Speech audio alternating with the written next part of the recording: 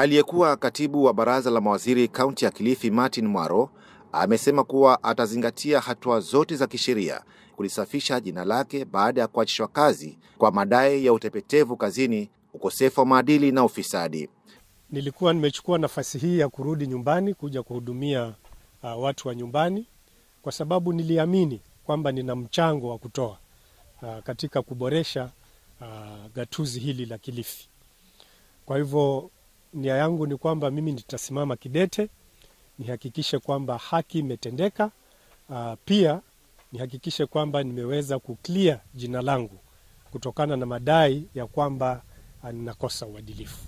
Mwaro ambaye alifika ofisini jana Jumatatu Aprili 14 alikuta ofisi yake ikiwa imefungwa na kisha kufurushwa na kundi la vijana waliokuwa na ghadhabu wakiongozwa na kiongozi wa walio wengi katika bunge la kaunti ya Kilifi, Ibrahim Matumbo.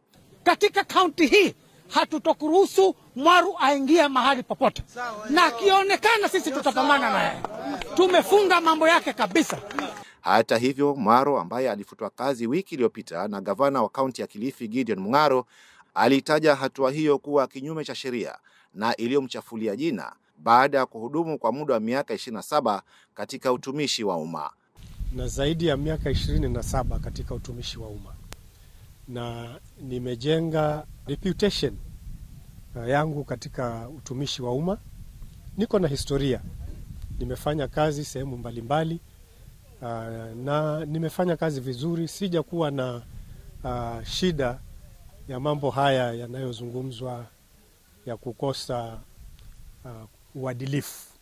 Mwaro alihudumu katika wadhifa huo wa katibu wa baraza la kaunti ya Kwale chini ya gavana Salim Mvurya kwa miaka 10, lakini pia vile kipindi kingine cha miaka 17 kama mkuu wa kata na wilaya katika sehemu mbalimbali za nchi.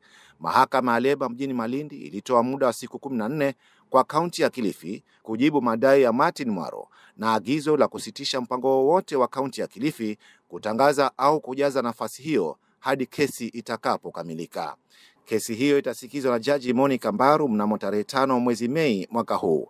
Kwa sasa nafasi hiyo inashikiliwa na Catherine Kenga ambaye pia anahudumu kama waziri wa ujenzi wa barabara na muundo msingi kaunti ya Kilifi. Hii ni Coco FM na mimi ni Eric Ponda. Coco FM, ladha ya Pwani.